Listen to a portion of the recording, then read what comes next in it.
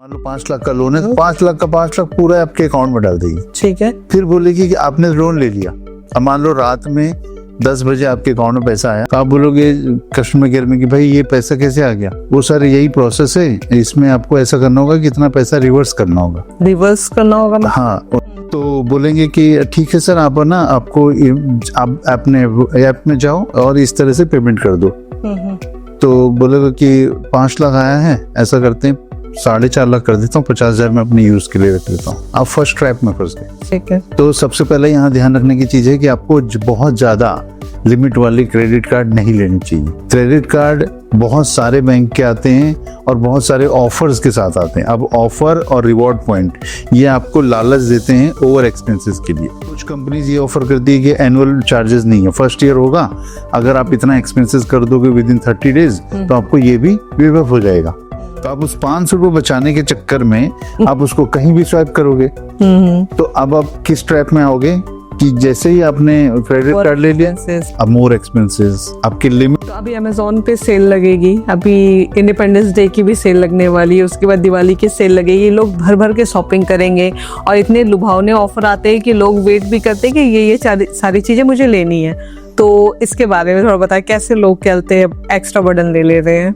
No cost EMI कुछ भी नहीं, no cost EMI, costly EMI. आपको जैसे ही आप बोलोगे कि सर आप कैसे पेमेंट करोगे तो आप बोलते हो यूपीआई से, इट्स ओके। लेकिन जैसे ही आप बोलते हो नहीं क्रेडिट कार्ड से तो बोलते ठीक है सर 2% एक्स्ट्रा लगेगा। 2% एक्स्ट्रा लगेगा। वो 2% ऐड कर लेते हैं कि 10,000 की चीज है, आपने 2% बोला तो तुरंत 200 रुपए ऐड कर देंगे। क्यों एक्स्ट्रा लगेगा? अब हरे कृष्णा दोस्तों, स्वागत है आपका वैल्यू ऑफ लाइफ बाय पूजा खुशहाल पॉडकास्ट पे।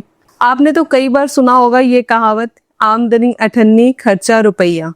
लेकिन जो आमदनी अठन्नी होने के बाद जो रुपया खर्चा हो रहा है ये कौन मैनेज कर रहा है? तो इसके लिए कई बार हमें लोन से हेल्प मिलती है, क्रेडिट कार्ड हम यूज करते हैं, बाय नाउ पे लेटर करते हैं, जिसकी वजह से कई बार हमारे ऊपर अननेसेसरी का बर्डन भी आ जाता है।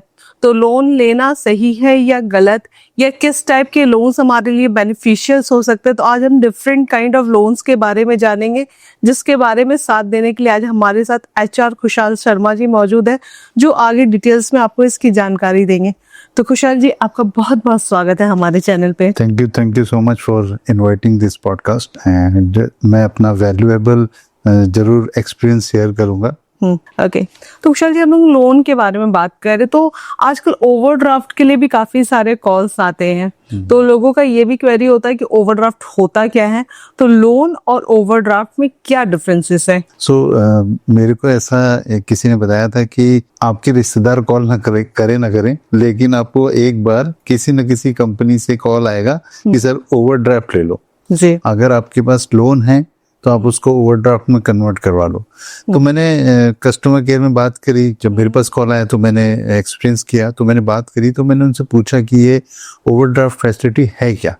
तो उनका जवाब ये था कि सर आप ना एक लिमिट क्रिएट कर देंगे लोन की, और आपको जब भी जरूरत पड़ेगी तो आप इसको यूज कर सकते हैं। ओके। तो जनरली अभी के टाइम में हम लोग क्रेडिट कार्ड यूज करते हैं, अभी तक ये ऐसी फैसिलिटी हमने सुनी नहीं थी।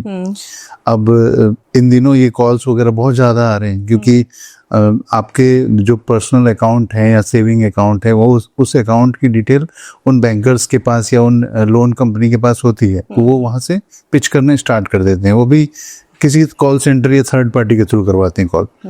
तो अब ओवरड्राफ्ट फैसिलिटी हमने जनरली ये सुना था कि ये बिजनेस लोन की तरह काम करता है, बिजनेसमैन इसको यूज करते थे कि किसी बंदे को अगर ओवरड्राफ्ट फैसिलिटी चाहिए, उसके पास उस समय पैसे नहीं है अपने बिजनेस के लिए, तो वो ओडी लिमिट से कुछ पैसे निकाला, अपना माल लाया, और जैसे उसके पास पेमेंट आई उस पेमेंट को तुरंत पे कर दिया, और उसके 2 या 3 दिन या 1 महीने की पेमेंट की इंटरेस्ट लगी और वो क्लोज हो गया। लेकिन आज के टाइम में ये ओडी फैसिलिटी नॉर्मल एम्प्लॉइज को भी प्रोवाइड कर रहे हैं, जो कि नुकसानदेह है, क्योंकि बहुत सारी कंपनीज का ना एक ट्रैप है। जब भी हम अक्सर ये वर्ड सुनते हैं कि ईएमआई ट्रैप है और लोन ट्रैप है, आपको ओवर कंज्यूमशन में फंसाया जा रहा है, तो ऐसा सच है कि एनबीएफसी कंपनीज और उसके साथ साथ क्रेडिट कार्ड कंपनी आपको इस ट्रैप में फंसाती है कि आप अपने रिक्वायरमेंट्स, अपने इजी टू एक्सपेंसेस के आदत डाल लें और आप ज्यादा से ज्यादा लोन लेकर के और बर्डन में आ जाए। अच्छा। अब रही बात पर्सनल जो यूजर्स के लिए ओवरड्राफ्ट फैसिलिटी दे रहे हैं, तो इनको पता होता है कि किसी एम्प्लॉय की सैलरी क्या है, इसके क्रेडिट स्कोर क्या है, ये सब पता कर लेते हैं और उसके बाद कॉल करना चालू कर देते हैं। थक हार के जब 10 बार 20 बार बंदे को कॉल आते तो एक बार एक्सप्लोर करता है कि यार ये है क्या, है क्या। और चलो एक बार ऐसा करते हैं कि इमरजेंसी फंड के तौर पे अपने पास तो कोई ऐसी पूंजी है नहीं, तो रॉफ कोई बैंक अकाउंट बैंक बैलेंस 6 महीने का पड़ा हो, तो हम ओडी लिमिट लेके रख लेते हैं। अब ओडी लिमिट में होता क्या है कि जैसे मान लीजिए आपकी सैलरी है 10 लाख रुपए, अब आपको कंपनी ने ऑफर कर दिया कि आप 5 लाख रुपए की ओडी लिमिट ले लो। ठीक है। आप बोले ठीक है, ये तो बहुत अच्छी चीज है, और कंपनी ने ये पिच कर दिया कि आपको ओडी लिमिट जब यूज करोगे तभी इंटरेस्ट लगेगा। ठीक है, मैं एग्री कर गया। कितना इंटरेस्ट लगेगा सर? 40 to 15% एनुअली, जो कि बहुत ज्यादा है, आपके पर्सनल लोन से भी ज्यादा है, क्योंकि पर्सनल लोन रिड्यूसिंग रेट पे होता है। अब हुआ क्या कि इन्होंने आपको बोला ठीक है, आपके कुछ फॉर्मेलिटीज हैं, लेकिन प्रोसेसिंग फीस और जो loan one time application charges वो सब नहीं बताते। जब आप लोन के लिए अप्लाई करते हो, ओडी के लिए अप्लाई कर देते हो, तो आपके घर में वेरिफिकेशन होता है बहुत स्ट्रिक्ट। आपके रेंटेड हो तो मकान मालिक से वेरीफाई करेंगे, आधार कार्ड 2 लोगों का ले लेंगे, और आपके घर आके फोटो खींच के देखेंगे, 50-60 पन्नों का पेपर साइन करवाएंगे। लेकिन उन पेपर्स को कोई भी नहीं पढ़ता है, क्योंकि वो होता है कि यार कंपनी साइन करवा रही है तो हम ट्रस्ट में कर देते हैं, और बहुत ही बारीक में टर्म एंड कंडीशंस ऊपर पढ़ लेते होंगे लोग, पूरा नहीं पढ़ पाते। तो उस केस में होता क्या है कि जब बंदे या इस ट्रैप में फंस जाते हैं, तो उसके बाद कंपनी क्या करती है, लिमिट इशू करती है, और पूरा का पूरा अमाउंट, जैसे मान लो 5 लाख का लोन है, तो 5 लाख का 5 लाख पूरा आपके अकाउंट में डाल देगी। ठीक है। फिर बोलेगी कि आपने लोन ले लिया। अब मान लो रात में 10 बजे आपके अकाउंट में पैसा आया, और आपने बोला रे मैंने तो सिर्फ ओडी लिमिट के लिए किया था, मेरे अकाउंट में इतना पैसा कैसे आया? तो आप बोलोगे कस्टमर केयर में कि भाई ये पैसा कैसे आ गया? वो सर यही प्रोसेस है, इसमें आपको ऐसा करना होगा कि इतना पैसा रिवर्स करना होगा ना। हाँ, उनके एक वॉलेट में उतना अमाउंट डल जाता है। ठीक है, मान लो ये जर्नली ऐसी प्रैक्टिस क्या करती है, बजाज फाइनेंस करती है। ओके। जो तो मेरे वॉलेट में पड़ा रहेगा, ये पैसा पड़ा रहेगा आपके अकाउंट से निकल के आपके अकाउंट में उन्होंने डाल दिया। हाँ। पैसे मान लो 5 लाख का लोन है, तो 5 लाख रुपए रात में डाल दिया, जिस दिन लोन सैंक्शन हुआ। अब वो लोन को आप फोन करोगे कि यार मैंने को तो पैसे की जरूरत नहीं है, उसने 5 लाख क्यों डाल दिया? हमारी तो बात हुई थी कि लिमिट की। तो बोलेंगे कि ठीक है सर, आप ना आपको आप अपने ऐप में जाओ और इस तरह से पेमेंट कर दो। तो बोलेगा कि 5 लाख आया है, ऐसा करते हैं 4.5 लाख कर देता हूँ, 50,000 में अपने यूज के लिए रख लेता हूँ। आप फर्स्ट ट्रैप में फंस गए। सेकंड ट्रैप क्या होता है यहाँ पर कि आप बोलोगे कि यार मेरे को तो पूरा पैसा रिटर्न करना है, मेरे को कोई चार्जेस नहीं करना है, तो मेरे को बेकार फंसा दिया आपने। नहीं सर, आप पूरा पैसा रिटर्न कर दो, कोई चार्जेस नहीं होगा। जब ये 1 दिन का पैसा लगेगा, तो कितना लगेगा? तो 200-300 रुपए जो भी उसके 14% डिवाइडेड बाई 12 इंटू जो 1 डेज का आएगा। ठीक है, तो वो उसके अकॉर्डिंग लग जाता है। तो 200-300 रुपए पर डे का इनका चार्ज स्टार्ट हो जाता है। अब वो चार्जेस आपने जैसे रिटर्न किया, क्योंकि आपने तो 2 घंटे के लिए लिया था, रात में 10 बजे आया, 12 बजे या नेक्स्ट डे आप पे कर दिए, लेकिन आपको 300 रुपए का नुकसान हो गया। मिडिल क्लास फैमिली 200-300 रुपए को इसलिए नहीं कंसिडर करता है क्योंकि वो अमाउंट बहुत नॉमिनल होता है। वो सोचता है यार डेली एक्सपेंसेस में तो मेरे निकल जाते हैं। लेकिन अगर आप इन 200-300 रुपए को डेली का टोटल करोगे, तो आपके मंथ के एंड में ये 10,000-20,000 तक पहुंच जाता है। मैंने खुद, तो ये डेली लग रहा है?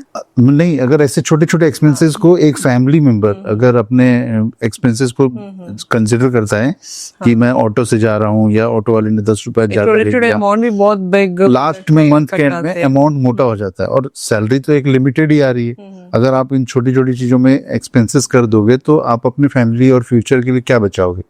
तो ये सेकंड ट्रैप में आता है। फिर उसके बाद जैसे ही आप उस पैसे को रिटर्न करते हो, तो ये तुरंत प्रोसेसिंग फीस के नाम पे कुछ परसेंटेज अमाउंट, जैसे लोन का 5%, 3% अमाउंट काट लेंगे। ठीक है, और वो आपके एज ए EMI में कन्वर्ट हो जाएगी, और हर महीने 3 तारीख 4 तारीख को आपके अकाउंट से डिडक्ट होती जाएगी। तो ये है ओडी लिमिट का एक एम्प्लॉइज के लिए, एक नॉर्मल पर्सन के लिए ओडी का पूरा ट्रांजेक्शन। एक तरह से उन्होंने बोल दिया कि ओडी में जब आप यूज करोगे तभी चार्जेस लगेंगे। उसके बाद पहले उन्होंने 1 दिन का इंटरेस्ट चार्ज करा, उसके बाद उन्होंने क्या कहते हैं प्रोसेसिंग फीस के नाम पे कुछ परसेंटेज डिडक्ट कर लिया। अब होता क्या है कि ये तो हो गया। अब बंदा सोचता है यार ठीक है, चलो इतना बड़ा अमाउंट मेरे नाम पे दे दिया है, तो मैं प्रोसेसिंग फीस भी दे दूंगा 8-10 हजार जो भी बनती है। तो वो बोलता है कि अब मैं मंथली ईएमआई में कट रही तो चलो कटने दो, कोई बात नहीं है, 800-900 रुपए बन रहे हैं, ये कट जाएंगे। बंदे को पता भी नहीं चलेगा कि वो ट्रैप में फंस रहा है। हाँ, लेकिन उस अमाउंट को वो लोग 60 महीने तक रखते हैं, 5 साल तक की लिमिट होती है ओडी वॉलेट की, वो रख लेते हैं। अब उस केस में होता क्या है कि आपने 5 साल तक क्रेडिट ले लिया, अब वो अमाउंट आपके क्रेडिट स्कोर में जाके फ्रीज हो गया कि आपने 5 लाख रुपए का फलाने बैंक से लोन ले लिया। अब फिर आप कहीं और से लोन लोगे तो वो लोन लिमिट खत्म हो जाएगी, ठीक है, क्योंकि आपकी लोन की एलिजिबिलिटी आपके क्रेडिट स्कोर पे डिपेंड करती है। अब आप एक क्रेडिट स्कोर के अकॉर्डिंग एक ट्रैप में फंस गए कि आपके ऊपर 5 लाख का बर्डन ऑलरेडी आ चुका है। सपोज दैट आपको भी जरूरत नहीं है, लेकिन कंपनी ने आपको ओडी दे के फंसा रखा है और उसमें आपने यूज तो नहीं किया, बट आप चार्जेस पे करना ऑलरेडी स्टार्ट कर चुके हो। और मोस्ट ऑफ द बंदे मुझे लगता है ये करेंगे कि जब पैसे आता है ना तो जरूरत भी लेकर आता है, तो उसमें से अननेसेसरी की चीजें भी वो अब जैसे मान लो फेस्टिवल टाइम आता है तो लगता है कि यार क्रेडिट कार्ड क्या यूज करें, सैलरी आएगी तो देंगे और हम इस ओडी लिमिट से यूज कर लेते हैं। पर्सनल लोन चल रहा है तो ओडी लिमिट से यूज कर लेते हैं। और ओडी लिमिट में क्या है कि अगर एक दिन का मिस हुआ, ये सिंपल सा ट्रैप है कि आप लोन में, क्रेडिट कार्ड में या ओवरड्राफ्ट में या किसी भी टाइप के लोन में आपने एक भी दिन ईएमआई मिस करी तो आपको 36% का इंटरेस्ट लगना स्टार्ट हो जाता है, जो कि 12 से डिवाइड करके 4% 8% के आसपास ही आता है। लेकिन ये बहुत बड़ा लॉस होता है एक मिडिल क्लास फैमिली के लिए, बर्डन हो जाता है। एक तो आप ईएमआई नहीं पे कर रहे थे और पर डे का इंटरेस्ट चार्जेस हो जाता है। अगर उस 6% बहुत बड़ा, उसमें भी इनके कलेक्शन के बंदे आ गए, अगर मान लो बंदे घर पे आ गए तो वो जो आ रहे हैं जा रहे हैं उसका भी चार्जेस पे बैंक इंक्लूड करने लगता है।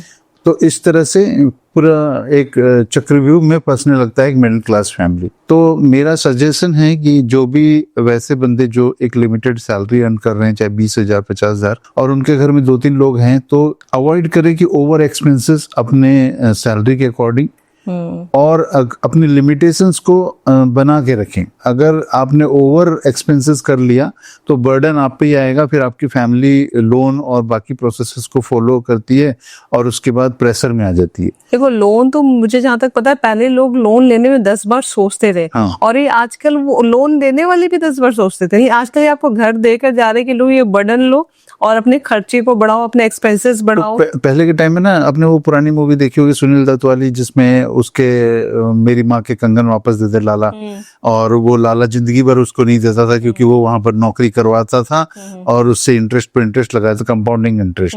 आज के टाइम में क्रेडिट कार्ड, ओडी लिमिट और पर्सनल लोन इसी ट्रैप में फंसाते हैं। ओके। ये बस लाइसेंसी सरकारी तरीके से वो लाला है। आजकल क्रेडिट कार्ड हर किसी के पास है, नॉर्मली आजकल हर सेकंड बंदे के पास क्रेडिट कार्ड है। तो क्रेडिट कार्ड यूज करना इज गुड और बैड? देखो, क्रेडिट कार्ड के यूजेस का तरीका अगर आपका अच्छा है तो क्रेडिट कार्ड बहुत अच्छा है। ओके। अब क्रेडिट कार्ड को आपने ओवर एक्सेस कर लिया, मैं कुछ एग्जांपल दूंगा, लेकिन उसके लिमिट क्रॉस कर दी, 70-80% से ज्यादा क्रेडिट यूज कर लिया तो आपके लिए नुकसान है। वो तो लेकिन आपका सैलरी देख के उसके हिसाब से उसकी कुछ लिमिटेशंस होती होगी। हाँ, तो अभी ओवरड्राफ्ट फैसिलिटी में आप जब भी जाते हो तो आपको ये ध्यान रखना है कि उसके क्या चार्जेस हैं, हिडन चार्जेस। फिर वो क्या करते हैं, एनुअल एएमसी चार्जेस भी लेते हैं। ओके। जो 5 लाख रुपए आपके नाम पे रखा हुआ है और उस पैसे को आप यूज नहीं कर रहे हो, अब जब आपको हर साल उसका एनुअल मेंटेनेंस चार्जेस देना होगा। पैसा आपका था, आपने उसको यूज नहीं किया, एक बैंक ने फोन किया और बोला कि भाई ये पैसे ले लो, आपने उसको यूटिलाइज भी नहीं किया और आप एक एक्सपेंसेस के बर्डन में आ गए। इसलिए आ गए कि आप ऑलरेडी चाहते थे कि यार मेरा सेफर साइड में एक ओडी लिमिट रहेगा। तो इस तरह के ट्रैप से हमेशा बचना चाहिए। और अगर आप ओवरड्राफ्ट फैसिलिटी ले रहे हो तो आप मत लेना, इससे ज्यादा बेस्ट है पर्सनल लोन लेना, क्योंकि वो रिड्यूसिंग रेट पे होता है। आप ईएमआई जब देते रहते हो तो फर्स्ट ईयर और सेकंड ईयर ज्यादा प्रिंसिपल अमाउंट नहीं जाता है, इंटरेस्ट जाता है, और बाद में जब वो क्लोज होने से के आसपास होता है तो उस समय आपका रिड्यूसिंग रेट। पर्सनल लोन पे भी आएंगे हम लोग, लेकिन ओवरड्राफ्ट को लेके बहुत लोग ये भी डिबेट करते हैं कि ओवरड्राफ्ट लेना अच्छा होता है। तो क्या कुछ ऐसा क्राइटेरिया है जिसके लिए ओवरड्राफ्ट लेना अच्छा होता है? अगर कोई बिजनेसमैन है तो उसके लिए ओवरड्राफ्ट रामबाण है। ओके। क्योंकि उसका क्या है कि मान लो उसके पास 2 लाख का फंड चाहिए, अब वो पर्सनल लोन तो लेने जाएगा नहीं, पर उसको 2 दिन के लिए चाहिए। ठीक है। अब वो किससे बगल की दुकान से उधारी मांगने भी नहीं जाएगा, तो उस केस में उसको ओवरड्राफ्ट फैसिलिटी बहुत अच्छा है, उसके लिए बेनिफिशियल है, बहुत उसने beneficial यूज भी किया तो उसके बदले में इंटरेस्ट तो अगर उसने यूज किया तो उस पैसे को यूज करने के बाद जो 2 दिन का इंटरेस्ट बना वो रिटर्न कर दिया और अपना काम भी निकल कोई गया। लॉस वाला डील नहीं है हाँ, इसमें। उसके लिए एएमसी देना भी कॉस्टली नहीं है, क्योंकि उन्होंने अपना क्या किया, कॉस्ट जो पे किया और उस पैसे को यूटिलाइज कर रहे हैं, मतलब साल में 200 बार, 300 बार, 500 बार किसी भी तरीके से यूटिलाइज कर रहे हैं। तो उस केस में जितना पैसा निकालेंगे उसका बेनिफिट मिलेगा और जितना पैसा रिटर्न करेंगे उनको उनका इंटरेस्ट नहीं लगेगा, तो उनके लिए बेस्ट है। तो नॉर्मल एक आम इंसान को ओवरडी लेने से बचना चाहिए। जो एम्प्लॉय हैं सैलरी वाले, उनको ओवरड्राफ्ट फैसिलिटी लेने से हमेशा बचना चाहिए, नहीं तो उनको 10 से 12% जितना भी उन्होंने ओवरड्राफ्ट फैसिलिटी ली, 10 से 12% एनुअल एक्सपेंसेस एक्स्ट्रा बर्डन में आ जाएगा, वो यूज करें या नहीं करें। अगर यूज करते हैं तो 14% का इंटरेस्ट और लगेगा, तो वो भी ध्यान रखना चाहिए। कहने का मतलब इसमें बहुत सारे हिडन चार्जेस है। हाँ, हिडन चार्जेस हैं, और मेरे को लगता है कि आरबीआई को इस चीज में संज्ञान लेना चाहिए कि एम्प्लॉइज को ओवरड्राफ्ट फैसिलिटी ना दे कंपनीज, नहीं तो उनको नुकसान होगा। कंपनी टू कंपनी हो ज्यादा बेस्ट है। बिल्कुल। जैसे अभी हम लोग पर्सनल लोन की भी बात कर रहे थे, तो पर्सनल लोन में भी बहुत इंटरेस्ट चार्जेस बहुत हाई होते हैं, तो पर्सनल लोन लेना चाहिए या नहीं? सबसे पहले तो लोन लेना ही नहीं चाहिए, चाहे वो ओवरड्राफ्ट हो, क्रेडिट कार्ड हो। क्रेडिट कार्ड कुछ हद तक ठीक है, लेकिन पर्सनल लोन भी नहीं लेना चाहिए, क्योंकि पर्सनल लोन का कोई टैक्स बेनिफिट नहीं होता किसी भी तरह का। आपको पर्सनल लोन में टैक्स बेनिफिट नहीं होता। टैक्स बेनिफिट सिर्फ आपको हाउसिंग लोन में मिलता है, हम हाउसिंग लोन के भी बारे में बात करेंगे, लेकिन पर्सनल लोन में किसी तरह का बेनिफिट नहीं है। तो वो इस तरह के जो लोन होते हैं इससे अवॉइड करना चाहिए। जहां तक हो सके अपने सेविंग्स में से पैसे यूज कर लो, या फिर अगर मान लो शॉपिंग करनी है, कोई मैरिज है और आपको लगता है कि 40-50 दिन में पैसे आ जाएंगे, तो उसके अकॉर्डिंग क्रेडिट कार्ड बेस्ट है। पर आपको लगता है कि लोन लेना ही मैंडेटरी है मेरे लिए इस समय, तो आप कम टेन्योर का लो, ज्यादा अमाउंट जितना मैक्सिमम दे के क्लोज कर सकते हो वो ले लो, और अपना सिविल स्कोर और पर्सनल लोन लेते समय भी ये ध्यान रखना चाहिए कि ऐसा नहीं कि जाके पैसाबाजार.com में एंट्री कर दिया, और आजकल बहुत सारे पोर्टल हैं, ये लोन बाजार, पैसा बाजार, पैसे ले लो, बहुत सारे पर्सनल लोन भी एक तरह का ट्रैप है। आप जाओ तुरंत अपना रजिस्टर करो, आपको इमीडिएटली 500 एनबीएफसी कंपनी जो पर्सनल लोन देते हैं उनसे कॉल आना स्टार्ट हो जाएगा। अब पर्सनल लोन में भी होता क्या है कि बैंक होते हैं, बैंक के साथ साथ कुछ वैसे बंदे होते हैं जो बैंक को भी लोन दे देते हैं, ठीक है। और पर्सनल लोन का जर्नल इंटरेस्ट जो होता है वो 14% का होता है। तो सबसे पहले तो ये इंटरेस्ट रेट देखना चाहिए कि कितना है, बहुत हाई रहता है। हाँ, क्या प्रोसेसिंग चार्जेस हैं। अगर प्रोसेसिंग चार्जेस कुछ बैंक 0 भी लेते हैं, कुछ नॉमिनल अमाउंट लेते हैं 1000-2000 रुपए, और कुछ लोग ज्यादा ले लेते हैं। वो डिपेंड करता है सिविल स्कोर पे, और बार बार सिविल स्कोर कोई ना चेक करे, इस बात का हमेशा ध्यान रखना चाहिए। जैसे ही आप लोन रिक्वेस्ट करोगे तो तुरंत बैंक्स जो हैं वो तुरंत आपके सिविल चेक करके आपका सिविल डाउन कर देंगे। ओके, मतलब सिविल चेक करने से भी सिविल डाउन हो जाता है। तो ऐसा भी है क्या? सिविल चेक करने का एक रूल है कि आरबीआई का गाइडलाइन है कि आपको सिविल चेक करने से पहले जिस बंदे का आप पैन नंबर चेक करो उससे कंसेंट लेना जरूरी है। लेकिन आजकल के टाइम में बहुत सारे रूल्स को वायलेशन कर दिया जाता है, नेग्लेक्ट किया जाता है, और डायरेक्टली बंदे से बिना पूछे भी सिविल चेक होने लगता है। तो ऐसा कोई लोन है क्या जिसकी वजह से सिविल स्कोर खराब होता है? ऐसा कोई लोन नहीं है, पर जो भी लोन लेंगे, चाहे क्रेडिट कार्ड हो, चाहे किसी भी तरह का लोन हो, वो आपके सिविल में ना आके स्कोर कर जाएगा, मतलब वो फ्रीज हो जाएगा। जब तक वो क्लोज नहीं होगा तब तक नहीं होगा। इसलिए लोन में आजकल लोग डिस्प्यूट कम कर दें। पहले एक टाइम था आज से 10-15 साल पहले कि कुछ एरिया में जैसे लोन ले लिया, जाओ मैं नहीं देता, क्या कर लेगा। आज तो सारी चीजें ऑनलाइन हो गई। अब सब चीजें ऑनलाइन हो गई है। मान लो एक बंदे ने लोन लिया और लोन नहीं पे किया, तो वो आने वाले टाइम के लिए फंस जाएगा। ऐसा वो दोबारा फिर लोन नहीं ले सकता। तो इस चीज से बचना चाहिए। यंग एज में आजकल ये गलती कर देते, क्रेडिट कार्ड लिया, पेमेंट नहीं करेंगे तो जो होगा देखा जाएगा। बाद में फंस जाते हैं जब मान लो हाउसिंग लोन लेना है, नीड हो लोन की होती है, तब वो फंस जाते हैं। तो अवॉइड करना चाहिए इन चीजों को। और मेरे हिसाब से पर्सनल लोन की रिक्वायरमेंट पे डिपेंड करता है। ओडी से बेस्ट है पर्सनल लोन, क्योंकि आप जितना कम टेन्योर का लोगे उतनी जल्दी क्लोज करवा पाओगे और अपने इंटरेस्ट रेट चार्जेस दे करके ले सकते हो।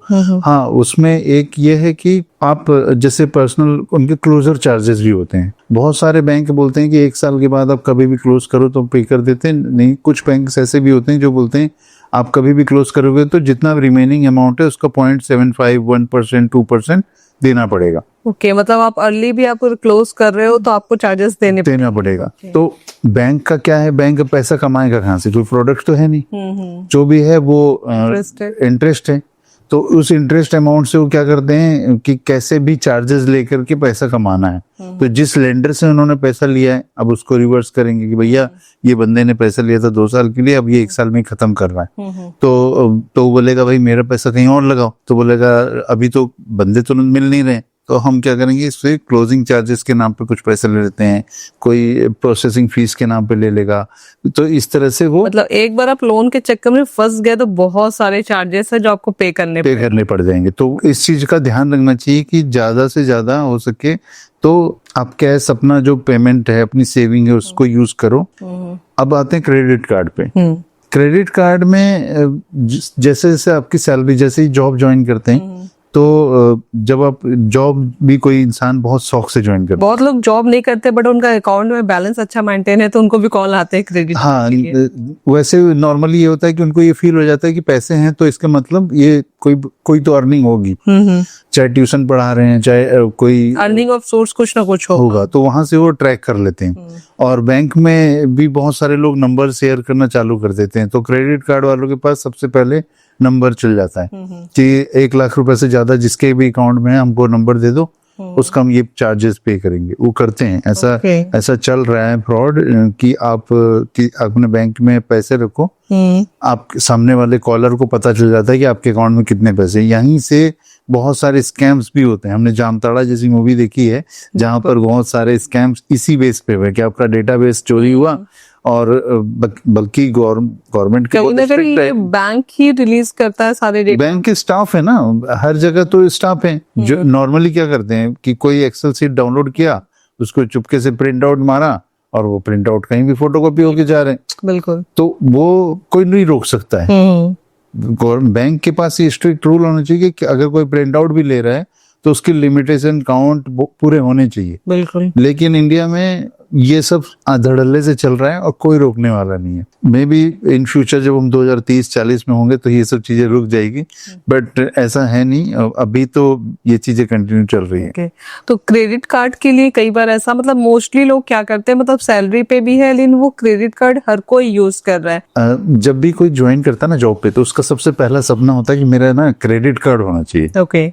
कि मेरे को 2 मूवी मिल जाए, मैं एयरपोर्ट में जाऊं तो मेरे को VIP लॉन्च में रुकने मिल जाए। तो ये फैसिलिटीज देती है क्रेडिट कार्ड कंपनीज। लेकिन क्रेडिट कार्ड जब कंपनी से कोई लेता है ना तो उसके साथ साथ 4 कंपनी का इन्वॉल्वमेंट आपके साथ हो जाता है। एक तो आपके क्रेडिट कार्ड कोई बैंक देगा, SBI, ICICI, HDFC, कोई भी। लेकिन आप जब क्रेडिट कार्ड के साथ जाओगे तो आपको उसके क्रेडिट कार्ड के ऊपर लिखा होता है मास्टर कार्ड, रुपे कार्ड, वो गेटवे है, एक वो ऐड हो गया। अब आप जहां पर स्वाइप करोगे एक उसके वो जिस बैंक से है वहां वो एक कंपनी ऐड हो गई। 3, फिर आपका जो जिस मर्चेंट के साथ खर्चा कर रहे हो, चाहे शॉपकीपर हो, चाहे वो ऑनलाइन शॉपिंग के लिए हो, 4 लोग जुड़ गए। 4 लोग जुड़ गए। अब इन चारों में को पैसा चाहिए आपसे। आप प्रोडक्ट हो, आपके पास क्रेडिट कार्ड एक चलता फिरता लिमिट है आपके लिए। आपको आपकी सैलरी डिसाइड करी किसी ने, सैलरी HR ने, आपने ज्वाइन किया, आपने अर्निंग स्टार्ट कर दी, आपका डेटा गया बैंक में, बैंक वाले आपको कॉल करके क्रेडिट कार्ड ऑफर कर देते हैं 40 लाख, 50 लाख, 10,000, 20,000, जैसे लिमिट जिसकी है। तो सबसे पहले यहाँ ध्यान रखने की चीज है कि आपको बहुत ज्यादा लिमिट वाली क्रेडिट कार्ड नहीं लेनी चाहिए। क्रेडिट कार्ड बहुत सारे बैंक के आते हैं और बहुत सारे ऑफर्स के साथ आते हैं। अब ऑफर और रिवॉर्ड पॉइंट ये आपको लालच देते हैं ओवर एक्सपेंसेस के लिए। कुछ कंपनीज ये ऑफर करती है कि एनुअल चार्जेस नहीं है, फर्स्ट ईयर होगा, अगर आप इतना एक्सपेंसेस कर दोगे विद इन 30 डेज तो आपको ये भी वेव ऑफ हो जाएगा। मतलब आप अननेसेसरी का खर्चा कर दोगे। हाँ, अब क्या होगा कि आपको बोला गया 30,000 का खर्चा कर दोगे, फिर 500 का जो एनुअल फीस है ये आपका वेव ऑफ हो जाएगा। तो आप उस 500 रुपये बचाने के चक्कर में आप उसको कहीं भी स्वाइप करोगे, तो अब आप किस ट्रैप में आओगे कि जैसे ही आपने क्रेडिट कार्ड ले लिया, Expenses. अब मोर एक्सपेंसेस, आपकी लिमिट के अकॉर्डिंग ही आप खर्च करते थे पहले,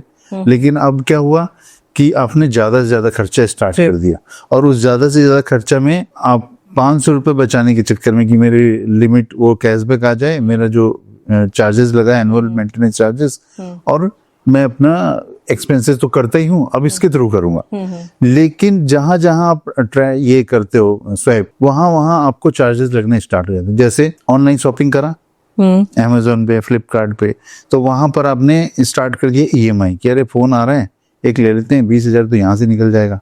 तो फोन, अब फोन में क्या आता है कि नो कॉस्ट EMI, ठीक है, या अभी दिवाली आने वाली है, अब आईफोन लॉन्च होने वाला है, बिल्कुल। तो जितने भी स्टेटस सिंबल को मेंटेन करने वाले लोग हैं, वो अब जाएंगे सबसे पहले अपना क्रेडिट कार्ड लेकर के और EMI पे एप्पल का फोन EMI पे एप्पल का फोन ले लेंगे, चाहे वो 2 बिंदी वाला हो चाहे 3 बिंदी वाला हो, बस उनको एप्पल का लोगो चाहिए, वो ले लेंगे। जॉब लग गई, क्रेडिट कार्ड मिल गया, आप एप्पल का फोन एकदम होना ही चाहिए। हाँ, तो इंडिया में अभी यही चल रहा है कि जितनी ज्यादा महंगी चीजें हम ले पाएं, ब्रांड वैल्यू अपनी बना पाएं क्या, ताकि मैं घर जाऊं या आस पड़ोस के लोग या ऑफिस में कोई लोग है जो इम्प्रेस हो जाए देख करके किसके पास एप्पल का फोन है। अरे अच्छा, दूसरों को इम्प्रेस करने के चक्कर में लोग खुद लोन में, कर्जे में डूब रहे हैं। कर्जे में डूब रहे हैं। ये अभी ओवर एक्सपेंसेस वाली जो कहानी चल रही है, ये इंडिया के लिए बहुत चिंता की बात है। इसलिए मैंने स्टार्टिंग में कहा आमदनी अठन्नी खर्चा रुपया। हाँ, और मेरे हिसाब से जो सेविंग की आदत पहले होती थी ना, अभी नहीं है। पहले जनरली हम लोग क्या करते थे कि कुछ भी आया तो सेव कर लो इसको। अभी मुझे लगता है कि अगर एक मंथ अगर किसी की जॉब चल जाए अचानक से, तो उसके पास शायद खर्च करने के लिए पैसे ना हो, तो EMI पे करने के पैसे ना हो। जॉब जो है ना, बंदे एक्साइटमेंट में ज्वाइन करते हैं, लेकिन इस EMI के ट्रैप में वो मजबूरी बन जाती है। ठीक है, तो उस मजबूरी का फायदा उठाता है फिर आपका एम्प्लॉयर कि ये तो ऑलरेडी बहुत ज्यादा बर्डन में है, तो मैं भी इस पे थोड़ा सा और बर्डन डाल देता हूँ। क्योंकि फिर आप मजबूरी में स्विच नहीं कर सकते, आप ओपन माइंडेड नहीं हो सकते। आपको घर पे ये फोन करके नहीं बोल सकते हो कि भैया जॉब नहीं है तो मेरे को पैसा भेजो, मैं तो एप्पल का फोन लेके घूम रहा हूँ, मैं तो गाड़ी EMI में ले चुका हूँ, मैं तो होम लोन EMI पे ले चुका हूँ। तो वहां से भी सुनने को मिलेगा, तो फिर बहुत सारे ऐसे बेंगलोर में, गुड़गांव में, दिल्ली में, मुंबई में बहुत सारे ऐसे लोग हैं जो इस ट्रैप में बहुत बुरी तरीके से फंस गए। हाँ, अगर आपने होम लोन ले लिया तो कुछ हद तक आप अच्छा डिसीजन ले रहे हो, क्योंकि आपने एक प्रॉपर्टी बनाई है। जैसे कि अभी लोग कंज्यूमर की बात करते हैं, एप्पल का फोन लोग EMI पे लेंगे। अभी दिवाली आ रहा है, तो दिवाली पे फोन के साथ साथ AC, TV, फ्रिज कई लोग लेते हैं, तो क्योंकि बहुत हाई डिस्काउंट पे मिलता है, EMI पे लोग लेना काफी इजी रहता है सबके लिए। तो ये लेना कहाँ तक सही या गलत है? देखो, क्रेडिट कार्ड का एक्सपेंसेस ना लिमिट में अगर कोई कर रहा है, मान लो किसी की लिमिट है 5 लाख की क्रेडिट कार्ड की, लेकिन उसको पता है कि भाई मैं ना हर महीने का 10 या 15,000 रुपए एक्सपेंसेस क्रेडिट कार्ड में अफोर्ड कर सकता हूँ। एक लिमिट सेट हो जाती है, चाहे वो EMI में हो चाहे वो किसी चीज में हो। ठीक है, तो आप उस लिमिट को मेंटेन करके रखो कि भाई मेरे को 10 या 15,000 से ज्यादा का एक्सपेंसेस नहीं करना। अनेक कंपनी ने आपको कितना भी लिमिटेशन दिया हो, आप अपनी लिमिट को आप, क्योंकि आपके सैलरी है, मान लो 1 लाख रुपए सैलरी आ रही है, तो आप उस 1 लाख में कुछ पैसे म्यूचुअल फंड में डालोगे, कुछ अपने होम की रेंट दोगे, EMI दोगे अपने होम के, जो भी है अपनी सेविंग करोगे। तो और क्रेडिट कार्ड का जो एक्सपेंसेस है वो सेविंग का तो है नहीं, वो एक्सपेंसेस का है, क्योंकि आपको रिवॉर्ड पॉइंट और बाकी चीजें के लिए आपने यूज किया है, या मंथ के बीच में आपका पैसा खत्म हो गया था और किसी चीज में अच्छा ऑफर आ रहा था, तब आपने ले लिया। अब यहाँ से स्टार्ट होता है आपका एक नया गेम कि आप कैसे उस EMI ट्रैप में फंसने वाले हो। बैंक को पता होता है कि बंदा सैलरी अच्छा कमा रहा है, इनके क्रेडिट स्कोर देख लिया, इसको अब अभी इसकी एज क्या है, एज के अकॉर्डिंग इसकी सैलरी 5-10 साल तक तो बढ़ेगी। अगर 5%, 8% के हिसाब से भी बढ़ेगी तो इतना सैलरी में ये पहुंच जाएगा। बैंक यहाँ तक आपके बारे में सोच निकाल लेता है। हाँ, क्योंकि उसके पास जो वैल्यूएशन करने वाला बंदा है वो बैठा है, वो इसी चीज का एक्सपर्ट है। अब होता क्या है कि आपने क्रेडिट कार्ड अप्लाई किया, आपको मिल गया with offer 2 movie ticket, buy 1 get 1। आप हम लोग साल भर में कितनी मूवी जाते थे मिडिल क्लास वाले? 2, 4, 5। ठीक है, अब आपको क्या लग रहा है कि मैं हर महीने 2 मूवी है देख सकता हूँ, 2 टिकट, एक बाय करूंगा तो दूसरा फ्री मिलेगा। सबसे पहले तो NCR की और बाकी जगह की मूवी टिकट सस्ती नहीं होती, 300, 400, 1200 तक की होती है। तो आपने एक खरीदा, एक आपको फ्री मिल गया, ठीक है। वो भी वीकेंड में नहीं मिलेगा, वेडनेसडे को मिलेगा जब भीड़ क्राउड कम होगा। अब उस क्राउड को कम में जाने के लिए आपको ऑफिस से छुट्टी भी लेनी होगी। फिर आप जब जाओगे मूवी देखने तो उस मूवी के साथ तो ऐसा नहीं है कि आप जाओगे और पैदल पैदल और मूवी देखा और पैदल पैदल आ गए। आप अपनी गाड़ी निकालोगे, वहां पार्किंग दोगे, स्नैक्स लोगे। अब मूवी देखने आए तो पॉपकॉर्न भी चाहिए, पॉपकॉर्न ले लोगे। अब पॉपकॉर्न आज के टाइम में 400 से 800 के बीच में पॉपकॉर्न भी आता है। जी जी। फिर आप मान लो मूवी देखने के बाद जब मॉल के बीच से गुजरोगे, आपको क्या होगा कि कपड़े भी ले लेते हैं, जूते भी ले लेते हैं, अरे इस पे तो 70% का ऑफ है। तो आप एक अच्छे खासे माया जाल में फंस जाते, ठीक है। तो वहां आता है क्रेडिट कार्ड। इन सब चीजों में पैसा आया तो अब आपके पास, अब आप समझो मूवी का टिकट जो दिया था फ्री, वो कितना सोच कर दिया है कि आपको कैसे कैसे ट्रैप में फंसाना है। अब जैसे मान लो अब आपने एक्सपेंसेस कर दिया, अब मंथ के एंड में जब बिल आएगा तो आपके मंथली सैलरी जो आ रही थी वो बिल वहां कट गया, ठीक है। फिर आप सेकेंड मंथ फिर प्लान करोगे कि फिर से मूवी टिकट जाना है, तो आप अवॉइड करोगे कि यार छोड़ो जाने दो, ठीक है। लेकिन आपको पता है कि भाई मेरे पास ऑफर वाली टिकट्स पड़ी हुई है, तो आप अभी नहीं तो नेक्स्ट मंथ 3 मंथ के बाद कभी भी यूज करो, आपको खींचेगा, हिट करेगा। फिर बैंक का ऑफर आएगा कि ये चीज परचेस करने से ये मिलेगा, इतने रिवॉर्ड पॉइंट हो गए हैं, तो आप जाके इस साइट पे जाके चेक करो। इतना ऑफर था आपने यूज नहीं किया और जाके आप साइट पे चेक करो तो आपको रिवॉर्ड पॉइंट्स में आपके 800 रिवॉर्ड पॉइंट जुड़ गए हैं, तो इसमें आपको ये वाला चीज मिल जाएगा। जब आप जाके देखते हो तो उसमें ये लिखा रहता है कि 800 रिवॉर्ड पॉइंट प्लस 500 रुपए और ऐड करने से ये चीज मिल जाएगी। आप 500 और ऐड कर आप सोचते हो यार ये छोड़, ये ले लेते हैं। तो आपको जरूरत नहीं थी, लेकिन आपने स्टार्ट कर दिया। वो स्टेप बाय स्टेप ऐसे ऐसे करके लगता है खींचते, ओवर एक्सपेंसेस में आपको फंसाया जाएगा, ठीक है। और फंस भी जाते हैं। अब यंग एज के बच्चे होते हैं, उनको इतना समझ होता नहीं है, वो अपना एक्सपेंसेस पे एक्सपेंसेस करते जाते हैं कि अब जब आईफोन ले रहे हैं तो आईफोन के साथ साथ उसका महंगा कवर भी आना चाहिए, जो कि क्रेड वाले मेरे को ऑफर कर रहे हैं, ठीक है। अब इसका टेम्पर ग्लास भी महंगा आता है, तो 1500 का टेम्पर ग्लास लगवा लेंगे। उसके बाद इसका स्टैंड चाहिए, चार्जिंग के लिए एप्पल का फोन चार्ज करने के लिए मैग्नेट वाला चार्जर चाहिए। ये ऐसी कंपनी है जो आपको फोन के साथ साथ चार्जर भी नहीं देती है, उसके लिए भी आपको अलग से एक्सपेंसेस करना होता है। ये जस्ट एग्जांपल है। अब होता क्या है कि इन सब ट्रैप में, जैसे क्रेडिट कार्ड के एक्सपेंसेस में आए, अब कंपनी बोलती है कि भाई आप यूटिलिटी यूज करोगे तो आपको ज्यादा बेनिफिट मिलेगा। तो आप क्या करते हो, अपना मोबाइल का बिल देते हो, अपना पेट्रोल का बिल देते हो। तो पेट्रोल पंप में जैसे आप स्वाइप करते हो तो आपको लगते हैं चार्जेस प्लस जीएसटी प्लस आपको एक सर्विस चार्ज लग जाता है। फिर वो सर्विस चार्ज जो है वो रिटर्न करती है कंपनी 1 महीने के बाद, या जब क्रेडिट कार्ड का बिल आता है उस समय। तो वो पैसा जब कोई भी कंपनी आपको रिटर्न क्यों करेगी, जीएसटी का बर्डन डाल दी। अब वो जीएसटी के मान लो आपने 10,000 का पेट्रोल बनाया तो 18 रुपए का ही आएगा या 180 रुपए का ही आएगा, लेकिन वो अमाउंट साल भर में जब आप ऐड करके देखोगे तो 1200-1300 का हो गया। इस तरह से छोटे छोटे जो एक्सपेंसेस हैं, जब साल के एंड में आप ऐड करके देखोगे क्रेडिट कार्ड की समरी बना के, आपको पता चलेगा कि आपने 15 से 20,000 रुपया इस क्रेडिट कार्ड में फालतू में एक्सपेंसेस कर दिए थे। एक बार आप भी अपने डिटेल्स ईयर वाइज निकालिएगा जरूर। अब आप इंश्योरेंस की पेमेंट कर देते हो क्रेडिट कार्ड से, यहाँ फंस जाते हो। यहाँ पर कंपनी कैशबैक भी नहीं देती है, प्लस जीएसटी भी चार्ज कर देती है। आप अपने हेल्थ इंश्योरेंस का प्रीमियम पे किया, वहां फंस जाओगे। Credit card to credit card pay किया, तब भी फंस जाओगे, क्योंकि कोई कैशबैक तो है नहीं, प्लस एक्स्ट्रा चार्जेस अलग से लग जाएंगे। और आजकल सर आपके अकाउंट में ऑफर आ रखा है, credit card to credit card का बिल पे कर सकते हो। इसके बारे में थोड़ा सा बताइए। क्या अब होता क्या है कि मान लो मैंने एक्सपेंसेस किया एक क्रेडिट कार्ड से 50,000 का, ठीक है। 2-3 क्रेडिट कार्ड मेरे पास रखे हुए हैं, मैंने तुरंत उसको देख लिया कि यार मेरे पास तो 2-3 क्रेडिट कार्ड रखे हुए हैं, तो मैं पास फोन आया, सर आपके पास जो क्रेडिट कार्ड है आप उसका बिल हमारे क्रेडिट कार्ड से कर सकते हो। तो क्या ऑफर है? ऑफर सर कोई चार्जेस नहीं है। चार्जेस नहीं है बोलना नहीं है, ये नहीं बोलते कि आपका इंटरेस्ट फ्री है, चार्जेस नहीं है। चार्जेस क्या होते हैं? 100-200 रुपए। लेकिन नहीं, चार्जेस की वजह से आपको तुरंत आपने पेमेंट ट्रांसफर किया कि चलो उसका बिल इससे पे कर देते हैं।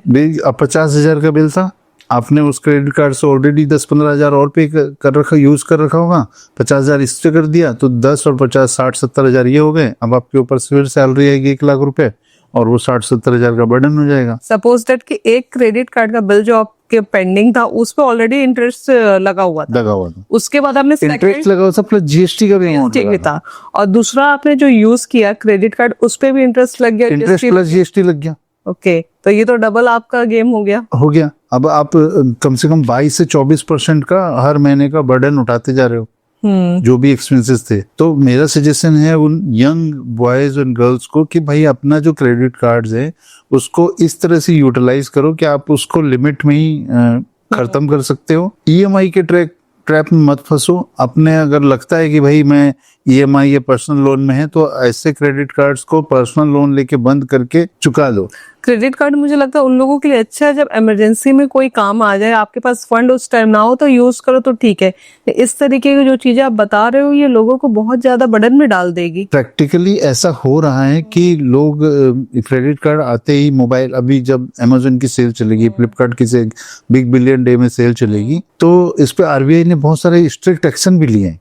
ओके, कि ऐसे लुभावने वादे करके यंगस्टर्स को ज्यादा अट्रैक्ट मत करो इन एक्सपेंसेस के लिए। बिल्कुल। लेकिन अगर आपके पास आईसीआईसीआई का कार्ड होगा तो 70% का ऑफ है, अप टू 70%। ठीक है, अब अप टू 70% बहुत सारे कंडीशंस में होते हैं, हो सकता है 700 रुपए या 70%, तो उस प्रोडक्ट के लिमिट पे भी डिपेंड करता है। तो आप तो क्या सोच रहे हो कि इस बार आईसीआईसीआई का कार्ड से ऑफर आया है, मेरे पास तो एसबीआई का है तो मैं आईसीआईसीआई को बनवाता हूँ। फिर एसबीआई का कार्ड से ऑफर नहीं आ रहा है तो अरे तेरे पास कार्ड है। कई बार आप सामान भी लेने जाओ तो शॉपकीपर भी बोलता है, जो सेल्समैन होते हैं, कि इस कंपनी का आपके पास कार्ड है तो इस पे आपको इतना डिस्काउंट मिल जाएगा। तो अब समझो ना कि आप जिस बैंक से आपने कार्ड लिया है वो उस मर्चेंट के साथ, जिस शॉपकीपर के साथ डिस्काउंट दे रही है, उसके साथ चैरिटी तो करेगी नहीं। बिल्कुल, वो तो कहीं ना कहीं से कुछ फायदा लेगी। राइट। अब मान लो आपने 45 डेज का क्रेडिट लिमिट यूज कर लिया, अब उस क्रेडिट लिमिट यूज करने के बाद उस जैसे ही मान लो मिस कर दिया बिल देना, तो तुरंत इंटरेस्ट चार्जेस, बाकी other charges, per day delay charges, ये सारे इंक्लूड होने। जितना इज्जत के साथ है आपको लोन देती है उतना बेइज्जती के साथ लेते भी रिकवर करते हैं। हाँ। तो मेरे हिसाब से जितने भी आपके लिमिट्स होती है उसको फुल्ली यूटिलाइज नहीं करना चाहिए। अब बहुत सारे बच्चे ऐसे भी होते हैं कि जैसे मान लो किसी दोस्त सर्कल में क्रेडिट कार्ड नहीं है, नए क्रेडिट कार्ड लिया, अरे तेरे को मोबाइल लेना है क्या, ले मेरा क्रेडिट कार्ड ले ले, तेरे को ये लेना है क्या, मेरा क्रेडिट कार्ड ले ले। तो ओवर एक्सपेंसेस हर महीने कर देते हैं, सबसे फिर पैसा कलेक्ट करके उस अपना क्रेडिट कार्ड का बिल देते हैं। लेकिन इनकम टैक्स डिपार्टमेंट आज के टाइम में ऐसे नोटिसेस भी भेजता है जो कि ओवर एक्सपेंसेस क्रेडिट कार्ड की लिमिट, सैलरी है 25-30 हजार रुपए, खर्चा कर रहे हैं तुम साल का 6-7 लाख रुपए, तो बाकी का पैसा कहाँ से आ रहा है? भले आप दूसरों का पे कर रहे हो। तो आपने पे किया भले, पर इनकम टैक्स के दायरे में तो आप आ ही सकते हो। बिल्कुल। तो ये सब क्वेश्चंस होते हैं कि मान लो किसी की लिमिट, सैलरी लिमिट बहुत ज्यादा कम है लेकिन उसको कहीं और से पैसे आ रहे हैं, तो यहाँ से ट्रैक हो जाता है क्योंकि वो पैन नंबर लिंक होता है। अच्छा, ये मैसेजेस भी बैंक वाले, कंपनीज वाले करते रहते हैं कि कांग्रेचुलेशंस, आप इतने लाख लोन लेने के लिए बहुत ज्यादा एलिजिबल हो पर्सनल लोन के लिए। तो ये भी कहीं ना कहीं आपके बार बार माइंड में हिट करता है कि आप लोन ले लो, क्योंकि ये पूरे बैंक को या जो लेंडर्स हैं इनको पैसा देना ही इनका टारगेट है और पैसे पे इंटरेस्ट लगाना, चार्जेस लगाना ही उनका मकसद है।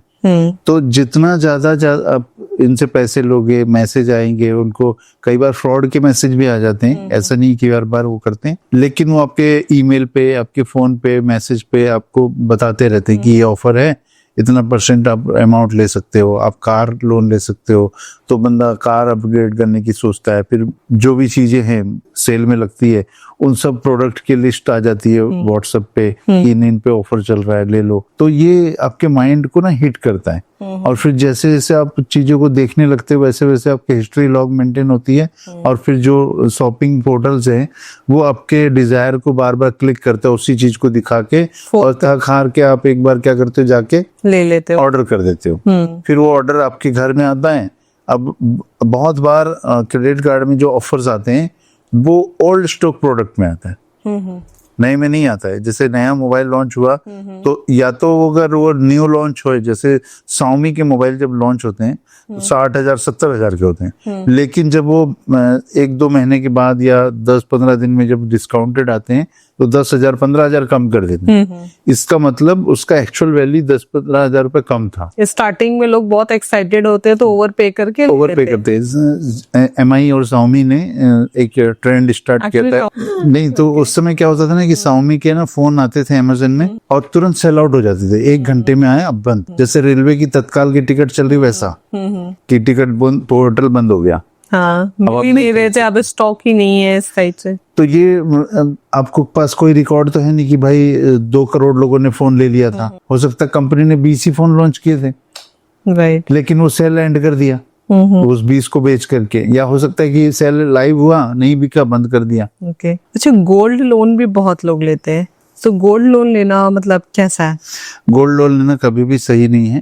गोल्ड जो है आपका बैकअप होता है और बैकअप के अगेंस्ट में कभी भी लोन नहीं लेना चाहिए। अमिताभ बच्चन जी का भी एड आता था गोल्ड लोन को लेके, मुथूट फाइनेंस का, तो सच में सही नहीं है? नहीं, कभी भी सही नहीं है। गोल्ड को के अगेंस्ट में लोन लेना बिल्कुल सही नहीं है। कहते हैं इसमें इंटरेस्ट ऑफ चार्जेस बहुत कम होते हैं, लेकिन आपके जो लोन लिमिट है वो भी बहुत कम होते हैं। मान लो आपको 5 लाख का गोल्ड है तो आपको वो कितने का देंगे? 3 लाख। बोलेंगे कि ये 24 कैरेट है, 18 कैरेट है, इसको मेल्ट करेंगे तो एक्चुअल वैल्यू निकलेगा, आप बेच दो, पर आपको तो लोन लेना है। तो गोल्ड लोन लेना कभी भी समझदारी नहीं है। आजकल के टाइम में अगर आप मकान ले रहे हो तो आपके पास हाउसिंग लोन का ऑप्शन है। अगर आप कोई चीज ले रही हो, फ्रिज, टीवी, कूलर, AC, तो आपके पास क्रेडिट कार्ड का ऑप्शन है। आप 2-3 महीने की EMI बनवा के, नो कॉस्ट EMI आती है। अब नो कॉस्ट EMI में भी EMI प्रोसेसिंग चार्जेस नहीं होता है, लेकिन इंटरेस्ट रेट होता है, लेकिन फिर भी वो अदर लोन से ठीक होता है। कि जैसे कि आपने कहा कि गोल्ड लोन में क्या होते हैं, इंटरेस्ट चार्जेस तो कम होते हैं, लेकिन अगर आपका गोल्ड 5 लाख का है तो 3 लाख का ही आपको लोन देंगे। हाँ, तो वो वहाँ मार्जिन पिक कर लेते हैं कि जैसे, क्योंकि गोल्ड तो उनके पास रखा रहेगा, बस वो आपका ये वेट करते हैं कि कैसे भी ये बंदा अपनी डेडलाइन मिस कर दे, इंटरेस्ट लगा के इसका गोल्ड साफ कर दे। Okay. मैं बताया ना कि जो पुराने टाइम में लाला होते थे ना कि भैया तुमने इस दिन को आए नहीं, तुमने पैसा दिया नहीं, तो तुम्हारा गोल्ड मेरा हो गया, या फिर तुम्हारी जमीन पे अब साइन करो, ये मेरा हो गया। तो आजकल के टाइम में ऐसे लाला बैठ गए हैं जो कि आपके लाइसेंस लेकर के आपके गोल्ड और अदर चीजों में नजर गड़ाए हुए हैं, और आप जहां इनके ट्रैप में फंसेंगे आप उसके गंवाओगे। Okay, तो गोल्ड के अगेंस्ट में लोन की बात हो गई। बहुत लोग प्रॉपर्टी के अगेंस्ट में भी लोन लेते हैं। अब हाँ, बहुत सारे बिजनेस लोन आते हैं जो प्रॉपर्टी अगेंस्ट होते हैं, लेकिन उसके कंपैरिजन में जो OD लिमिट है बिजनेस के लिए वो ज्यादा बेस्ट है। ओके, तो प्रॉपर्टी के अगेंस्ट लोन लेने से भी बचना चाहिए। ओके। लेकिन अगर आप कोई जेन्युइन बैंक है वहां से ले रहे हो, जैसे SBI है जो विजय माल्या को इतने सारा लोन दे सकती है, आपको भी दे सकती है, जो बशर्ते कि आपकी कंडीशन फुलफिल होनी चाहिए। Right. और बशर्ते कि आप विदेश जाकर के भाग ना जाओ और किसी पॉडकास्ट में आके अपनी सफाई ना दो। जैसे कि हमने धड़कन मूवी में देखा था कि प्रॉपर्टी के अगेंस्ट में अक्षय कुमार ने लोन ले रखा था, तो वो उसका घर नीलाम हो रहा था, वो रोड पे आ गया तो लेंडर्स उसको फिर बाय कर लेते हैं। ओके, तो ऐसे में क्या होता है कि अगर आपका बिजनेस अगर नहीं चला तो बिजनेस भी डूबा और आपका घर भी चला गया। तो हाँ, ऐसा होता है। इसीलिए आपको ओवरड्राफ्ट फैसिलिटी लेनी चाहिए। मान लो ओवरड्राफ्ट फैसिलिटी आपने साल पूरी यूटिलाइज कर ली और नहीं दे पाए, तो आपके ऊपर सिर्फ ओवरड्राफ्ट वाली लिमिट का ही एक बर्डन आएगा, ना कि आपकी प्रॉपर्टीज वगैरह। तो आपको क्या है कि उस प्रॉपर्टी को आप अपने अकॉर्डिंग बेच के पेमेंट कर सकते हो। राइट, अपने अकॉर्डिंग आप बेच आपके हाथ में मान लो आपको कोई रिजर्व इमरजेंसी आ गई, कोई पंगा आ गया और आपके पास गोल्ड है, प्रॉपर्टी है, तो आप अपने अकॉर्डिंग बेचोगे ना। कुछ हिस्सा आप अपने लिए बचा सकते हैं। किसी और के हाथ में दे देने से अच्छा है कि अपने हाथ में उसका डिसीजन रखो। राइट। तो मेरे हिसाब से जो प्रॉपर्टी अगेंस्ट लोन है ये समझदारी नहीं है। हाँ, अगर आप कोई प्रॉपर्टी ले रहे हो और वहां वो लोन नहीं हो सकता, तो आप अपनी दूसरी प्रॉपर्टी के अगेंस्ट में लोन लेके उसका पेमेंट कर सकते हो, तो उस केस में बेस्ट है। लेकिन प्रॉपर्टी को गिरवी रख के आपने कोई प्लांट खोल लिया या मैन्युफैक्चरिंग यूनिट डाल लिया और वो नहीं चल पाया, तो वो रिस्क है। ना आप घर के रहे ना घाट के। हाँ, तो उसके अगेंस्ट में भी गवर्नमेंट बहुत सारी सब्सिडीज वगैरह देती है। मेरे हिसाब से सारे कंप्लाइंसेस को जानना चाहिए बिजनेस में, और बिजनेस के अकॉर्डिंग ही लोन लेना चाहिए, न कि अपने पर्सनल प्रॉपर्टीज के अगेंस्ट में। आजकल मोस्टली NCR गुड़गांव में लोग फ्लैट्स खरीद रहे हैं, बहुत महंगे फ्लैट्स खरीद रहे हैं, मतलब 3-4 प्रॉपर्टी के रेट्स बहुत ज्यादा हाई हो गए हैं। 3-4 करोड़ से नीचे तो कुछ है नहीं यहाँ पे अवेलेबल, तो लोग लोन पे ही ले रहे हैं। तो वो मतलब फ्लैट्स बाय करने के लिए लोन लेना इज गुड और बैड? देखो, मैं जब गुड़गांव आया था ना, तो 12-15 साल पहले जो प्रॉपर्टी के एप्रिसिएशन थे वो इतने नहीं थे। लेकिन आज के टाइम में ना सबको पता चल गया है कि ये जो भी वैल्यू है आगे जाके बहुत बढ़ जाएगी। राइट। ठीक है, तो जितना भी एप्रिसिएशन ऑफ वैल्यू है उस प्रॉपर्टी का या किसी भी फ्लैट या साइट का, वो लोग अब 20-30%, 40% ना पहले ही ले लेते हैं। ओके, मतलब एप्रिसिएशन वैल्यू पहले ही ले पहले ही ले लेते हैं। ओके। तो बंदा उस बर्डन में आ जाता है। तो कई बार ऐसा होता है कि अगर कोई नौकरी वाले लोग हैं और उनकी सैलरी अच्छी है तब तो वो अफोर्ड कर जाते हैं, बिजनेसमैन है तो अफोर्ड कर जाते हैं। लेकिन कोई ऐसा है कि अपनी लिमिट को एकदम नेक टू नेक बना करके लोन ले लिया तो फंस जाते हैं, और उनको कोई भी मुसीबत आती है तो उस समय फिर उसके बाद उनको प्रॉपर्टी निकालना बहुत मुश्किल हो जाता है। वो भी लॉस में शायद। हाँ, लॉस भी है। 10-15 लाख, 20 लाख, 50 लाख रुपए आपको ऊपर नीचे करके निकालना पड़ता है। या फिर जो सेलर, जो आपके एजेंट होंगे या प्रॉपर्टी डीलर्स होंगे, वो आपके जो नर्व्स पकड़ लेते, कमजोरी जान लेते हैं, तो फिर वो आपको नेगोशिएट करते रहेंगे कि कम में ले लो, इतना नहीं मिल रहा है, अभी मार्केट हिला हुआ है, डाउन है, इस टाइप की नेगेटिव बातें सिचुएशन के अकॉर्डिंग बात करेंगे। और जो जिसको बेचेंगे उसको वो सुनाएंगे ये प्रॉपर्टी तो नेक्स्ट ईयर ही डबल होने वाली है। हाँ। यहाँ तो प्राइम लोकेशन है, ये तो 6th फ्लोर में है, ये तो ऐसे फ्लोर में, ये वैसे फ्लोर में, वो कई चीजें बता करके उसको बेच देंगे एक्स्ट्रा दाम में। ओके। तो मेरे हिसाब से जो भी प्रॉपर्टीज गुड़गांव वगैरह में ले रहे हैं या दिल्ली में या मुंबई में कहीं पर भी लेते हैं, तो उनको अपनी लिमिट्स का ध्यान रखना चाहिए। हाँ, अगर आपको लगता है कि आपके पुरानी पुश्तैनी जमीन है, उसको सेल करके नया ले सकते हैं या कोई आपको मदद हो जाएगी फ्यूचर में फैमिली से, तो उसके केस में वो देखिए। क्योंकि देखो पूरी दुनिया में आप कहीं भी चल जाओ, कितना भी फ्रस्ट्रेट हो जाओ, घर ही ऐसा जगह जहाँ आपको सुकून मिलता है। हाँ। और मुझे लगता है घर ओवर बर्डन में आगे बाय नहीं करना चाहिए, ओवर EMI का बर्डन नहीं लेना चाहिए। नहीं तो जो जॉब आप शौक से कर रहे थे वो जॉब आप मजबूरी बन जाएगी आपकी। ठीक है, ना तो आप छोड़ सकोगे ना उसको फिर चेंज कर पाओगे। ओके। तो बहुत सारे लोन्स की बात हो रही है, थोड़ा सा एजुकेशन लोन पे भी आते हैं। आजकल के जो कोर्सेस हो गए वो काफी महंगे हो गए हैं, लोग फैंसी कोर्सेज कर रहे हैं, बहुत ज्यादा हाई फीस हो गई, 25 लाख से 50 लाख तक भी हो गई है।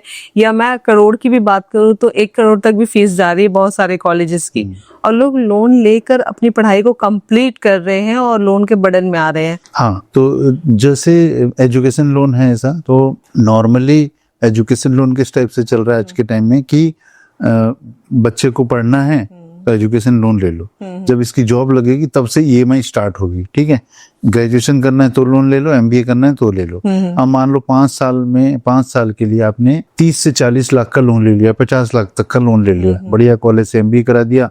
अब जब बच्चा जॉब के लिए ज्वाइन करता है तो उसके स्टार्टिंग जो पैकेज है, अच्छे IIM वाले भी इतनी ज्यादा नहीं होती है कि वो लोन का EMI पूरा। एक एवरेज क्या होता है? एक IIM की जॉब अगर बात करूं, कोई नॉर्मल कॉलेजेस होते हैं, इसमें भी बहुत सारे नंबर्स होते हैं कि कौन टॉप का है कौन लोअर ग्रेड में, तो 8 से 10 लाख रुपए की मिनिमम जॉब पैकेज होता है, और 30 से 40, 25 से 30 लाख तक का भी होता है एट द स्टार्टिंग। हाँ, अगर कोई बहुत ही ज्यादा गोल्ड मेडलिस्ट और टॉपर है तो उसकी सैलरी ज्यादा से ज्यादा 40 तक भी पहुंच सकती है, लेकिन इनिशियल डेज में नहीं पहुंचती है, वो उसको भी 2 से 3 साल जॉब करने के बाद स्ट्रगल करना पड़ जाता है। तो उस केस में जब वो बंदा आता है और पर लेकिन उसको टैक्स में बेनिफिट मिल जाता है। एजुकेशन लोन जो है टैक्स बेनिफिट है, लेकिन ये ओल्ड रिजिम में, न्यू रिजिम में नहीं है। ओके। तो यहाँ पर एक लॉस है, अगर उसकी सैलरी कम है और वो न्यू रिजिम लिया है तो एजुकेशन लोन का कोई बेनिफिट नहीं आएगा। ठीक है। लेकिन मेरा ये पर्सनल मानना है कि आप अपने बच्चे को इतना पढ़ा लिखा रहे हो और उसको स्टार्टिंग एज मतलब 22 साल तक बच्चा पढ़ रहा है और सिर्फ लोन चुकाने के लिए आपने उसको छोड़ दिया, ऐसी पढ़ाई की भी वैल्यू नहीं होती। मतलब ठीक है, आज के टाइम में बहुत सारे ऐसे लोग हैं जो इसको सोचते हैं वो कुछ और अच्छा कर सकता है उस पैसे में। मतलब अगर आप 50 लाख का लोन दे रहे हो तो मे बी आप उसको कुछ और अच्छा करवा सकते थे। बहुत सारे ऑप्शंस हैं। और उस केस में फिर क्या है, आजकल बच्चे माँ बाप के साथ नहीं रहते, वो दर इंडिया के अलग अलग कोने में घूम रहे हैं, बाहर जा रहे हैं। जिस समय आपको जरूरत थी उस बच्चे की, वो बच्चा कहीं और जॉब कर रहा है। सपोज दैट उसने 50 लाख का लोन चुकाना स्टार्ट किया जब से उसने जॉब ज्वाइन किया, लोन चुकाते चुकाते उसके एज के हिसाब से और जरूरतें बढ़ती तो आप समझो ना कि इसका लिंक बहुत सारी चीजों से कि अगर एजुकेशन लोन ले लिया, मान लो 20 लाख का लोन है, ठीक है, अब 20 लाख का लोन वो कम से कम 4 साल में चुकाएगा। बच्चे की जॉब लगी थी 22-24 में, 24 साल का था, अब वो 4-5 साल वो जॉब चुकाएगा तो 30 साल का वो हो जाएगा। 30 साल में वो लोन फ्री होना स्टार्ट होगा, मतलब एजुकेशन लोन से। फिर उसको शादी भी होगी तो उसके लिए लोन ले लो। बहुत लोग हाउस लोन में भी आ जाते हैं, हाउसिंग लोन में आ जाते हैं, तो वो एक ईएमआई के ट्रैप में फंसता चल जाएगा। फिर जो स्ट्रेस लेवल बढ़ता है वो इसी वजह से बढ़ता है कि कैसे भी मेरे को स्ट्रेस लेवल जो आ रहा है आजकल, एंजाइटी स्ट्रेस आ रहा है, काम का बर्डन है, मैं जॉब नहीं बोल सकता ना कि मेरे को काम करना ही है क्योंकि मैं लोन में हूँ, क्योंकि मैं प्रेशर में हूँ। अगर किसी भी बंदे के पास 4 से 6 महीने का बैकअप हो अपना घर चलाने के लिए, तो वो इजीली किसी भी जॉब को क्विट करके अपना दूसरी जॉब भी देख सकता है या अपने लिए कोई नए कंसल्टेंसी बिजनेस या किसी भी चीज में जा सकता है। बिल्कुल। तो मेरे हिसाब से बहुत ज्यादा एजुकेशन लोन में भी नहीं फोकस करना चाहिए, जितना हो सके अपने बच्चों को लोन फ्री रखना चाहिए। अगर जो आज हमारे एज के हैं, ठीक है, तो उनको एजुकेशन लोन से बचने के लिए, अपने बच्चों के लिए उनको एजुकेशन लोन ना लेना पड़े, उसके लिए अभी से उन्हें किस टाइप की सेविंग्स करनी चाहिए? उनको एसआईपी करनी चाहिए। ओके। अगर एसआईपी करते हैं तो एसआईपी भी मान लो 20,000 की एसआईपी कर रहे हैं तो 10,000 तो ऐसे एसआईपी करनी चाहिए जहाँ गारंटेड रिटर्न हो। 10,000 एग्रेसिव फंड में लगाना चाहिए जहाँ पर रिस्क हो सकता पर हाई रिटर्न, ताकि जब दोनों बैलेंस करके चलेंगे तो एक एवरेज अमाउंट अच्छा खासा आ जाएगा। क्योंकि जो कोर्सेज के अभी चार्जेस अगर 40 लाख है तो वो हमारे बच्चे बड़े होंगे तो 1 करोड़ तक को टच कर जाएंगे, इजीली टच कर जाएंगे। तो उस केस में उनके लिए और भी ऑप्शंस होते हैं। ऐसा नहीं है कि जो बच्चे आईआईएम से पढ़ रहे हैं या आईआईटी नहीं करते हैं तो कुछ नहीं कर पाते हैं। राइट। तो आजकल स्किल्स इनहेंसमेंट के लिए बहुत सारी चीजें चल रही है और मेरे को लगता है कि फ्यूचर जो होगा वो इस टाइप का नहीं होगा कि वो रिजर्व ही लोन ले करके पढ़ाई करे। वो बहुत सारे अदर कोर्सेज करके भी है जो इंसान कर सकता है। हाँ। तो अभी अमेज़न पे सेल लगेगी, अभी इंडिपेंडेंस डे की भी सेल लगने वाली है, उसके बाद दिवाली की सेल लगेगी, लोग भर भर के शॉपिंग करेंगे और इतने लुभावने ऑफर आते हैं कि लोग वेट भी करते हैं कि ये सारी चीजें मुझे लेनी है। तो इसके बारे में थोड़ा बताएं, कैसे लोग कहते हैं एक्स्ट्रा बर्डन ले रहे हैं? तो नो डाउट बहुत सारे ऑफर्स आएंगे, लेकिन आरबीआई की कुछ गाइडलाइंस हैं जो इन लुभावना जो ऑफर्स आते हैं इसको कंट्रोल करने के लिए। और मेरे हिसाब से आज की जो जनरेशन है वो इतनी अवेयर हो गई है कि अब वो इस टाइप के ट्रैप में नहीं फंसने वाली। हाँ, नो कॉस्ट ईएमआई कुछ भी नहीं, no cost EMI costly EMI, no cost EMI costly EMI. जब आप जैसे भी आप किसी भी बैंक से आप ईएमआई कन्वर्ट कराते हो तो 14% इंटरेस्ट लेती है एनुअली, जो कि बहुत ज्यादा है। ओके। पर्सनल लोन से बहुत ज्यादा है। पर्सनल लोन फिर भी 10.65 पर आता है और ये क्रेडिट कार्ड का जो लोन होता है 14% का। नॉर्मली लिखा रहता है हर जगह की no cost EMI. No cost EMI, तो नो कॉस्ट ईएमआई जैसे आपने क्रेडिट कार्ड है तो आपकी लिमिट तो ऑलरेडी डिसाइडेड है 2 लाख 3 लाख रुपए की, तो आप कभी भी उसको चलता फिरता आपका बैंक एक लोन है, बस बशर्ते उसका आपका एक कार्ड दिया हुआ है, आप उसको स्वाइप करोगे तो आपको उसके बदले में बेनिफिट मिल जाएगा। लेकिन जिस मर्चेंट में आप स्वाइप करते हो, दिल्ली एनसीआर के मर्चेंट तो इतने तरीके से आपको ठगते हैं या यूटिलाइज करते हैं। आपको जैसे ही आप बोलोगे कि सर आप कैसे पेमेंट करोगे तो आप बोलते हो यूपीआई से, इट्स ओके। लेकिन जैसे ही आप बोलते हो नहीं क्रेडिट कार्ड से, तो बोलते ठीक है सर 2% एक्स्ट्रा लगेगा, 2% एक्स्ट्रा लगेगा। वो 2% ऐड कर लेते हैं कि 10,000 की चीज है, आपने 2% बोला तो तुरंत 200 रुपए ऐड कर देंगे। क्यों एक्स्ट्रा लगेगा? अब यही बात आती है वो मर्चेंट की, जो मास्टर कार्ड जिसपे लिखा है उसका गेटवे यूज होगा। आपके पास एसबीआई का क्रेडिट कार्ड है, बंदे के पास आईसीआईसी की मशीन है, ठीक है, तो अब पैसे जाएंगे आईसीआईसी में तो वो चार्ज करेगा। ठीक है। फिर जिस बैंक से आप लोन ले रहे हो, वो लोन जिस बैंक का क्रेडिट कार्ड है, वो क्रेडिट कार्ड वाला किसी लेंडर से वो पैसे दिलवाएगा, ठीक है, तो वो जो पैसे हैं वो घूम गए। तो आप समझो कि इतने सारे लोग 4 जन जब आपके साथ मिल के काम कर रहे हैं और यू आर द प्रोडक्ट, आप कोई भी ऐसा नहीं है कि आप जो प्रोडक्ट खरीद रहे हो आपको फ्री में एक्स्ट्रा 2% नहीं, आपको बहुत सारे हिडन चार्जेस देने हैं। और बैंक सिर्फ वेट करता है कि कैसे भी भगवान करे ये ईएमआई डिले कर दे और उसके बाद डिले करके देखो। एक होता है क्रेडिट कार्ड में कि मिनिमम पेमेंट कि 50,000 का आ गया बिल दिवाली में, तो क्या करेंगे इस बार हम मिनिमम पेमेंट कर देंगे। तो जैसे आप मिनिमम पेमेंट करते हो, मान लो 50,000 का मिनिमम पेमेंट आता है 5500 रुपए, आपने 5500 पे किया, रिलैक्स हो गए, तो नेक्स्ट ईयर जो बिल आएगा वो जो आपको 45 दिन का टाइम मिल रहा था ना ग्रेस पीरियड कि आप इस दिन इस तारीख से इस तारीख तक पेमेंट नहीं करो तो कोई आपको इंटरेस्ट नहीं लगेगा, वो टेन्योर में भी आपको इंटरेस्ट स्टार्ट हो जाएगा। और जो आपने मिनिमम पेमेंट कर दिया था वो माइनस होगा, और जो रिमेनिंग अमाउंट है उस पे आपको 18 से 14% का इंटरेस्ट प्लस जो मिनिमम पे बैलेंस का चार्जेस वो सब मिला करके वो 28, 24, 36% तक चल जाएगा। मतलब सुहावना कुछ भी नहीं है, चीजें बहुत अच्छी दिख रही है कि बहुत हमारे लिए रिलीफ है, बट वो और बर्डन डाल रही है। तो बैंक के पास तो कुछ ऑप्शन नहीं है ना, वो कोई प्रोडक्ट तो है नहीं, उसके पास तो लोन ही प्रोडक्ट है। बिल्कुल। और लोन आप ले रहे हो तो आपको उसके बदले में सपोज दैट मुझे कस्टमर की दो मतलब फेस दिख रही है, एक पिक्चर में तो बहुत रिलैक्स है, बहुत रिलैक्स की मेरी चीजें बहुत इजी कर दी बैंक ने, क्रेडिट कार्ड ने, और दूसरी पिक्चर जब वो बहुत ज्यादा परेशान होता है कि ये मैंने क्या कर दिया, कितना बड़ा आप खुद से देखो कि आप अपने घर में ऐसे बहुत सारी चीजें खरीद के ले आते हो जो आपको यूज नहीं था। बिल्कुल, क्योंकि मार्केट में ना आपके डिजायर को क्लिक कर रहे हैं, आप reward points, cashback, no cost EMI के ट्रैप में इजीली फंस जाओगे। सपोज दैट जब मैं छोटी थी, मैं अपने पापा के साथ मार्केट जाती थी, तो मुझे जो चीज चाहिए होता था मुझे बताना पड़ता था, वो उस टाइप की चीजें दिखाते थे।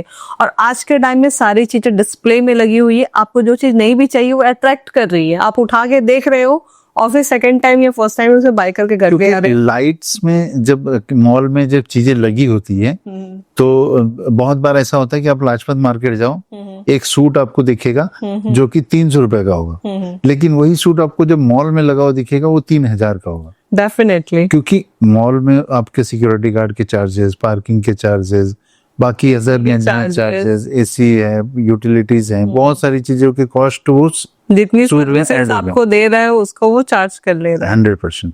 तो मेरे हिसाब से एक समझदार कंज्यूमर होना चाहिए। अगर किसी तरह का आपको मिस लीड किया जाता है लोन के अगेंस्ट में, तो आपको कंप्लेन करना चाहिए आरबीआई में, सेबी में, और भी बहुत जगह है।